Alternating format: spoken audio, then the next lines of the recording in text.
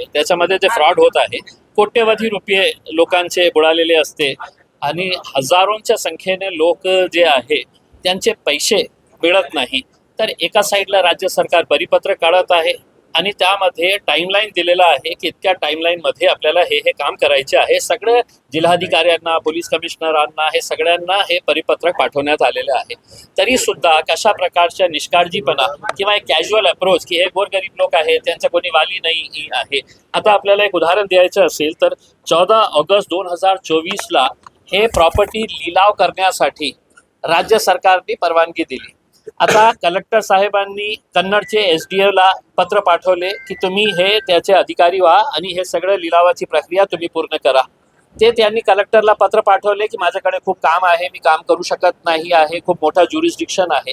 आता ऑगस्टच्या नोटिफिकेशन आहे आणि आतापर्यंत काही निर्णय झालेला नाही आहे. आज जेव्हा आम्ही आंदोलन करत आहे, मीटिंग होत आहे, तर कलेक्टर साहेबांनी आदेश दिलेला आहे की तुम्ही SDO कन्नडला सांगितलेलं आहे की कमीत कमी तुमच्या एरियातले जे प्रॉपर्टीज आहे त्याचा लिलावची प्रक्रिया तुम्ही सुरू करा. म्हणजे हेच आदेश त्यांनी 4 महिना अगोदर दिले असते तर ते लोकांचे पैसे मिळाले असते.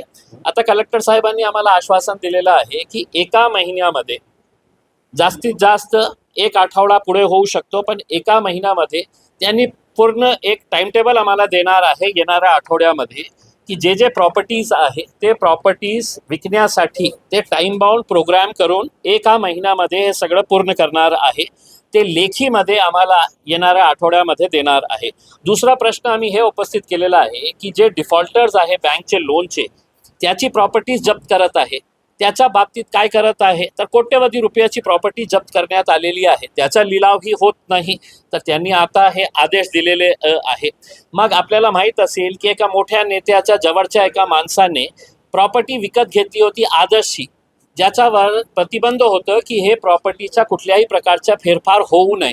मग त्यावेळी आम्हाला सांगण्यात आलं होतं आम्ही चौकशी करू, कारवाई करू. मग चौकशीही झाली नाही आणि कारवाईही झाली नाही.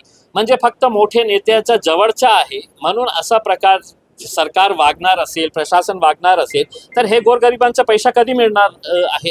आता पुन्हा कलेक्टर साहेब म्हणतो की हो मी विचारतो, बघतो मी काय करायचं आहे, काय कारवाई झालेली आहे का नाही झालेली आहे हे बघणार आहे. तर हे थातूर मातूर जे उत्तर मिळत आहे ना, बघा आता ते 1 महिन्याचा कालावधी दिलेला आहे. आम्ही 1.5 वर्षापासून एक आंदोलन करत आहे, 1 महिना अजून त्यांना टाइम देतो.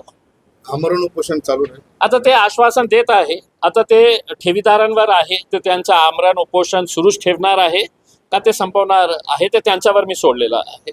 Okay, thank you.